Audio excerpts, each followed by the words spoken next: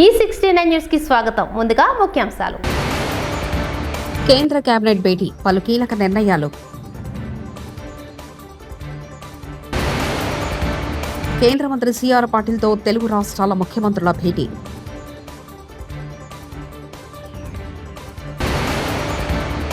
YS Jagan మానవత్వం ఉన్న మనిషిలా వ్యవహరించడం లేదు, అనిత.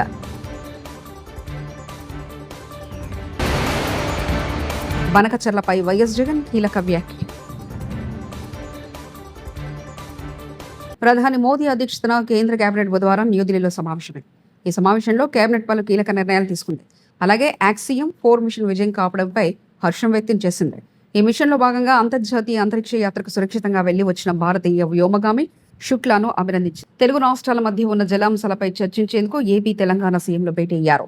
ఢిల్లీలోని శ్రమశక్తి భవన్ లో కేంద్ర జలశక్తి శాఖ మంత్రి సిఆర్ పాటిల్ ఆధ్వర్యంలో AP CM Chandrababu, Telangana CM Revanth Reddy సమావేశమయ్యారు.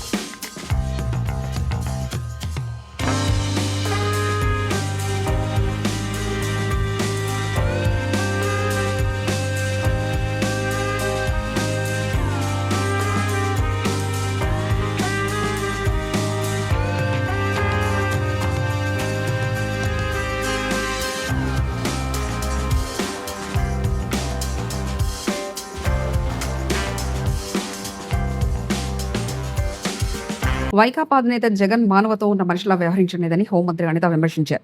జగన్ దగ్గరే ప్రసన్న కుమార్ రెడ్డి నేర్చుకున్నారు. ఆయన తీరును ఒక జగన్ తప్ప ఎవరు సమర్థించడం లేదు. రక్తం పంచుకొని పుట్టిన సొంత చెల్లి గురించి తప్పుడు ప్రచారం చేసిన నీచ చరిత్ర జగన్ది అని అనిత అన్నారు. 64 సీట్లు ఇచ్చి 90% పైన ఈరోజు స్టేక్ ఇచ్చి మాకు ఈరోజు కూర్చోబెట్టిన పరిస్థితి. నువ్వు రీకాల్ చంద్రబాబు నాయుడు గారిని చేస్తాను అంటే అది రీకాల్ చంద్రబాబు నాయుడు గారిని చేయటం కాదు, రీకాల్ ప్రజలను చేస్తున్నాడా? ఈరోజు ప్రజల తీర్పుని చేస్తున్నారు రీకాల్. ఈరోజు దయచేసి అది అర్థం చేసుకోవాలి. ఈ రోజు జగన్మోహన్ రెడ్డి రీకాల్ చేయడం అవి కాదండి. ఈ రోజు మీరు ఒక విషయం అర్థం చేసుకుంటే, ఒక మనిషిగా కూడా ప్రవర్తించటం లేదు, ఒక మానవత్వం ఉన్న మనిషిగా కూడా ప్రవర్తించడం లేదు అన్నదైతే ఈ రోజు మా ఉద్దేశం.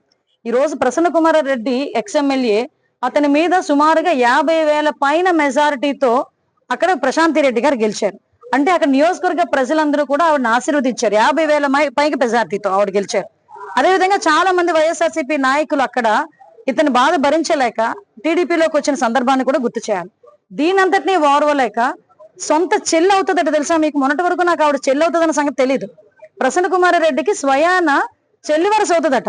అంటే చెల్లి వరుస అయ్యే ఆ మహిళ మీద, దట్టు ఒక ఎమ్మెల్యే మీద నోటికొచ్చినట్టు వరస్ట్గా మాట్లాడి అతని మాటల్ని న్యాయస్థానాలు సైతం తప్పుబట్టే పరిస్థితుల్లో ఉంటుంటే, కనీసం ఈ రోజుకి నువ్వు చేసింది తప్పు అని జగన్మోహన్ రెడ్డి నోట్లోంచి గాని, ప్రసన్న కుమార్ నోట్లోంచి గాని ఒక పశ్చాత్తాపడి ఒక మాట రాలేదంటే ముందు దాని సంగతి చూసుకోమనండి. నేనేమంటానంటే, ముందు ఎంట గెలిచి రచ్చగెలాలి అంటారు. నువ్వు ఇంట్లో నీ తల్లికి చెల్లికి కూడా ఇలాంటి ట్రీట్మెంట్ ఇచ్చి రోడ్డు మీద పడేసావు. తల్లికి ఇచ్చే గౌరవం ఇవ్వలేదు, చెల్లికి ఇచ్చే గౌరవం ఇవ్వలేదు. అంటే ఇప్పుడు ఎక్కడో ప్రసన్న కుమార్ రెడ్డి ఎక్కడో నేర్చుకోలేదండి. ప్రసన్న కుమార్ రెడ్డి ఓవరాల్ గా నేర్చుకున్నదంతా జగన్మోహన్ రెడ్డి దగ్గరే. జగన్మోహన్ రెడ్డి కూడా తన సొంత చెల్లెలు కట్టుకున్న చీర గురించి మాట్లాడతాడు. సొంత చెల్లెలు తాలూకా పుట్టుక గురించి ఎవరైనా మాట్లాడితే ఎక్కిలి నవ్వులు నవ్వుతాడు. కాబట్టి ఈ రోజు అతని తాలూకా ఎక్స్-ఎమ్మెల్యేలు బయటకు వచ్చి మహిళలని కూడా చూడకుండా మహిళల మీద ఇష్టానుసారంగా మాట్లాడే పరిస్థితి ఈ రోజు కనిపిస్తా ఉంది. ఈ రోజు నేనేమంటానంటే, ముందు మహిళల్ని గౌరవించడం నేర్చుకో, తర్వాత రాజకీయం చేయి. నీకు మహిళను గౌరవించడమే చేత కాదు. మహిళను ఎందుకన్నానంటే, నిన్ను కన్న తల్లి ఒక మహిళ, నీ తోబుట్టు ఒక మహిళ, నీ కట్టుకున్న భార్య ఒక మహిళ. నువ్వు మహిళను గౌరవించడం మానేసి మహిళలను గౌరవించని వాళ్ళని కూడా నువ్వు వెనకేసుకొస్తూ కనీసం దాని గురించి స్పందించకుండా ఈరోజు చంద్రబాబు నాయుడు గారి దగ్గరకు వచ్చి ఆ కాల్ చేయి ఈ కాల్ చేయి అని చెప్పడం కాదు. ఇప్పటికే మీరు చేసిన పనులు బట్టి 11 సీట్లకు దించేశారు. మీరు ఇలాగే పని చేస్తే కనుక 11 సీట్లు కూడా ఉండకుండా పర్మనెంట్ గా ఇంట్లో కూర్చునే పరిస్థితి జగన్మోహన్ రెడ్డికి త్వరలోనే రాబోతోంది. కంపల్సరీ అండి. ఈ రోజు ఆల్రెడీ కేసు పెట్టాం కాబట్టే కదా యాంటిసిపేటరీ బెయిల్ కి వెళ్ళారు. సో నిన్న మీరు చూసారు అంటే న్యాయస్థానాలు కూడా తప్పుపట్టిన పరిస్థితి కూడా మనం చూసుకోవాలి అని ఎవ్వరూ హర్షించారండి. ఎవరూ హర్షించరు ఒక జగన్మోహన్ రెడ్డి తప్ప. అదే అతని మనస్తత్వం నాకైతే అర్థం కాదు. మళ్ళీ ఈ రోజు కూర్చొని ఏదేదో నీతి కబుర్లు మాట్లాడే పరిస్థితి మీరు అబ్జర్వ్ చేయండి. జగన్మోహన్ రెడ్డి ఈ సంవత్సర కాలంలో ఎవరెవరు చూడటానికి వెళ్ళాడంటే గాంజా కొట్టి ఉన్న రౌడీ షీటర్లను పరామర్శించడానికి ఒక రోజు వెళ్ళి అక్కడ ఆడవాళ్ళ మీద పోలీసుల మీద రాళ్ళు చూపిస్తాడు. లేదు అనుకుంటే బెట్టింగ్ ద్వారా చనిపోయిన అతనికి సంవత్సరం తర్వాత విగ్రహం పెట్టి విగ్రహం ఓపెన్ చేయడానికి వెళ్తాడు. సంవత్సరం తర్వాత చనిపోయిన వాడికి విగ్రహం ఓపెన్ చేయడానికి వెళ్ళి ముగ్గురిని చంపేశాడు. కారు కింద అతనికి ఏంటంటే మొన్న చూశాను. ఒకసారి ఏమో తలకే తొక్కించాడు, మొన్న మామిడికాయ తొక్కించాడు. మామిడికాయలు రోడ్డు మీద పంట అండి. నిజంగా ఆ పండించిన వాడికి ఎంత బాధ ఉంటుంది తెలుసా? సంవత్సరం అంతా అది మామిడికాయ పువ్వు పూసిందా, పువ్వు మళ్ళీ రాలిపోతుందా, మంచు పడుతుందా, కాయ కాసిందా, కాయ పిండి ఎలా ఉంది, పెద్దది ఎలా ఉంది, అక్కడ కాపలా కాసి చిన్నపిల్లలు కూడా రాయి పెట్టి కొడితే ఆ చిన్నపిల్లల్ని కూడా బెదిరించి అంటే ఒక సంవత్సరం పాటు ఎంతో కష్టపడితే ఆ మామిడికాయ తీసుకొచ్చుకుంటే ఆ మామిడికాయకి ఆ తెంపుకొని ఆ ఫలసాయం సంవత్సరం అంతా తినాలని ప్రతి రైతు అనుకుంటే ఆ మామిడికాయలన్నింటినీ కూడా రోడ్డు మీద పెట్టి కారులతో తొక్కించి ఏంటండి శాడిజం? నాకు అర్థం కాదు. జనాలు కూడా అర్థం చేసుకోవాలి, ఆలోచించాలి జనాలు కూడా. అలాంటి శాడిజమైన పనులు ఆయన చేస్తా ఉంటే మేము కేసు పెట్టకూడదా? ఈ రోజు బయటకు వచ్చి ఏం మాట్లాడతాడు? రపా రపా రపా రపా నరుగుతామంటే తప్పు కాదంటే అది సినిమా డైలాగ్ అంట. మిగులు జలాలు లేకుండా బనకచర్ల నిర్మాణం సరికదని వైఎస్ఆర్సీపీ అధ్యక్షుడు మాజీ ముఖ్యమంత్రి వైఎస్ జగన్ రెడ్డి తేల్చి చెప్పారు. బుధవారం ఆయన జాతీయ మీడియాతో మాట్లాడుతూ ఏపీకి ఇంద్రావతి నుంచి రావాల్సిన నీళ్లు రావడం లేదని, కేంద్ర మద్దతుతో ఛత్తీస్గఢ్ నీటిని ఆపేసిందన్నారు. ప్రాణహిత మంచినీళ్లు రావడం ప్రశ్నార్థకంగా మారింది. పోలవరం ఎత్తు విషయంలో చంద్రబాబు కాంప్రమైజ్ అయ్యారు. 45.72 నుంచి 41.72 మీటర్లు కుదించేందుకు ఒప్పుకున్నారని వైఎస్ జగన్ పేర్కొన్నారు. రాష్ట్రంలో చంద్రబాబు నాయుడు గారు టేక్ ఓవర్ చేసుకుని నడిపిస్తా ఉన్న తీరును, వీటి నేపథ్యంలో రాష్ట్రంలో ఒక భయానక పరిస్థితి ఈరోజు వాతావరణము రాష్ట్రంలో నెలకొని ఉంది. ఈ రాష్ట్రంలో ఈరోజు ప్రజాస్వామ్యం కానీ, చట్టం కానీ, రాజ్యాంగ మునగడ కానీ ఇవన్నీ కూడా ప్రశ్నార్థకంగా మారిన పరిస్థితులు ఈరోజు రాష్ట్రంలో కనిపిస్తూ ఉన్నాయి.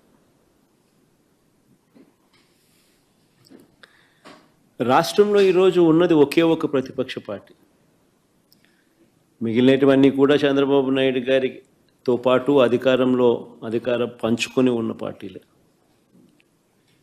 టీడీపీ అయినా, బీజేపీ అయినా, జనసేన అయినా అన్నీ కూడా అధికారంలో భాగస్థులై అధికారంలో ఉన్న పార్టీలు. రాష్ట్రంలో మిగిలి ఉన్నది ఒకే ఒక్క ప్రతిపక్ష పార్టీ వైఎస్ఆర్ కాంగ్రెస్ పార్టీ. ఈరోజు ప్రజలకు ఏ కష్టం వచ్చినా కూడా పలుకుతా ఉన్న పార్టీ కూడా ఒక వైఎస్ఆర్ కాంగ్రెస్ పార్టీ.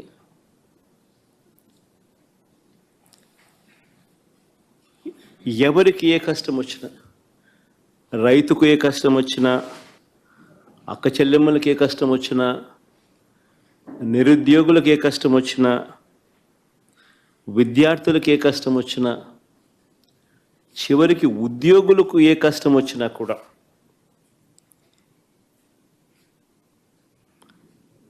ఇదే కాక అధికారం కోసం చంద్రబాబు నాయుడు చేసిన మోసాలు, ఆయన సూపర్ 6, ఆయన సూపర్ 7 సహా 143 హామీలు తానిచ్చి అడ్డగోలుగా ప్రజలను మోసం చేసి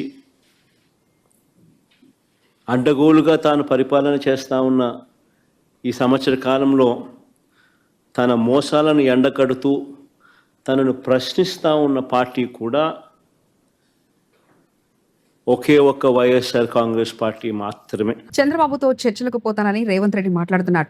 దొంగతనానికి వచ్చిన వాడికి చర్చలేంది, నీకు కాళేశ్వరం గురించి తెలియదు, దేవాదుల ఏ నది మీద ఉందన్న జ్ఞానం లేదు నీది, వీటితో ఏం చర్చలు చేస్తావు? నువ్వు చంద్రబాబు తొత్తువి. మాజీ మంత్రి ఎమ్మెల్యే జగదీష్ రెడ్డి. ప్రపంచంలో నీ ఇంట్లో దొంగతనంతో వచ్చినానికి, దొంగతనం కొరకు వచ్చినానికి కూర్చోబెట్టి చర్చ చేస్తావా? ఏమి దొబ్బిపోదామని వచ్చినావు, ఎంత దొబ్బిపోదామని వచ్చినావు, నా ఇంట్లో ఉన్న 10 తులాల బంగారం వేసుకుపోతావా, 5 ఉంచిపోతావా అని చర్చ చేస్తావా? చర్చలేంది చర్చలు? నీ హక్కును ఉపయోగించుకోవాలి. ఎక్కడైతే కొట్లాడాలో అక్కడ కొట్లాడాలి. అది వదిలిపెట్టి చర్చలు చేస్తా నేను. ఏం చర్చలు చేస్తావు? నీ బంద చర్చలు. కాళేశ్వరం అంటే ఏందో నీకు తెలియకపోయా, బడి కూడా తెలియకపోయా. దేవాదుల ఏ నది మీద ఉంది అని అడిగిన జ్ఞానం నీది. బనకసిరలు అంటే ఏంది, అది ఏ ఊర్లో ఉంది, తెలంగాణదా ఆంధ్రదా, ఉంటే అది ఏ జిల్లాదో తెలియకపోయా. ఏం చర్చలు చేస్తావు నువ్వు చంద్రబాబుతో? తిరుమల శ్రీవారిని సినీ నటి ప్రణీత దర్శించుకున్నారు. బుధవారం వీఐపీ ప్రారంభ విరామ దర్శన సమయంలో భర్త కుమారుడితో కలిసి ఆమె స్వామివారి సేవలో పాల్గొన్నారు. దర్శనానంతరం రంగనాయకుల మండపంలో ఆమెకు పండితులు ఆశీర్వచనం చేసి స్వామివారి తీర్థప్రసాదాలు అందజేశారు. అత్తారింటికి రాదేరి, రభస, పాండవులు 9, బ్రహ్మోత్సవం, హలో గురు, ప్రేమ కోసమే తదితర చిత్రాలుగా నటికి ప్రణీతకు మంచి గుర్తింపు తెచ్చిపెట్టాయి.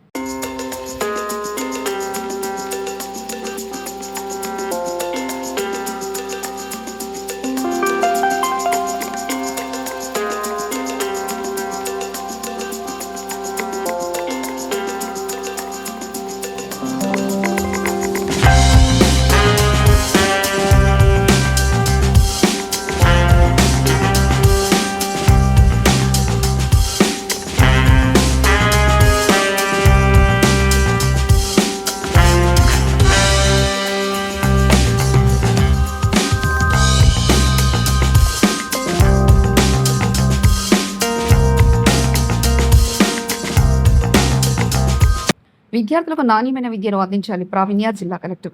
గౌతమ్ నగర్ ప్రాథమిక పాఠశాల, అంగన్వాడీ పాఠశాలను తనిఖీ చేసిన కలెక్టర్ ప్రభుత్వ పాఠశాలలో సమర్థులైన ఉపాధ్యాయులున్నారని, వారు విద్యార్థులకు నాణ్యమైన విద్యను అందించేందుకు సిద్ధంగా ఉన్నట్లు జిల్లా కలెక్టర్ ప్రావీణ్య తెలిపారు. బుధవారం పటాన్చెరులోని గౌతమ్ నగర్ ప్రాథమిక పాఠశాల, అంగన్వాడీ పాఠశాలను కలెక్టర్ ఆకస్మికంగా తనిఖీ చేశారు. ఈ సందర్భంగా ప్రాథమిక పాఠశాలలో విద్యార్థుల హాజరు రిజిస్టర్, స్టోర్ రూమ్ షూడర్ను పరిశీలించారు.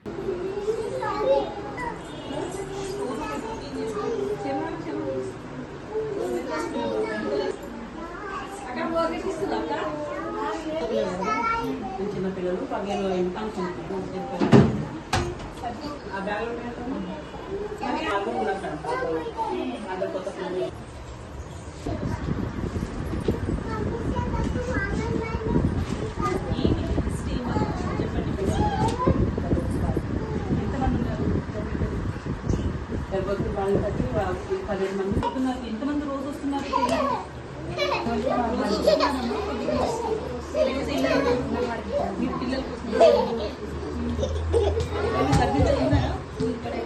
ఇప్పుడైతే మేమైతే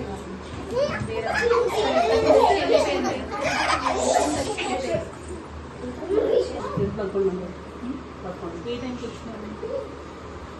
10-11 ఈరోజు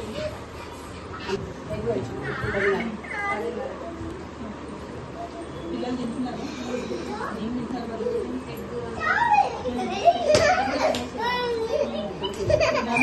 వస్తున్నారు.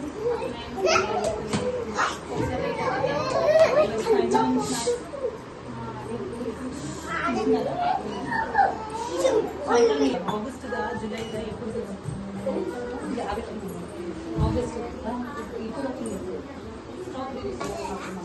ఎప్పటి నుంచి చేస్తున్నారు ఇక్కడ? ఉదయ సెంటర్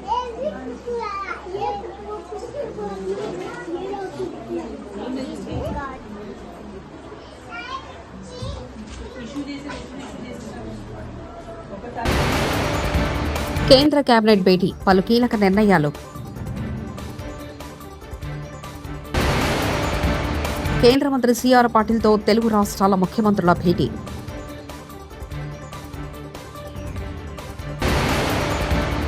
వైఎస్ జగన్ మానవత్వం ఉన్న మనిషిలా వ్యవహరించడం లేదు, అనిత.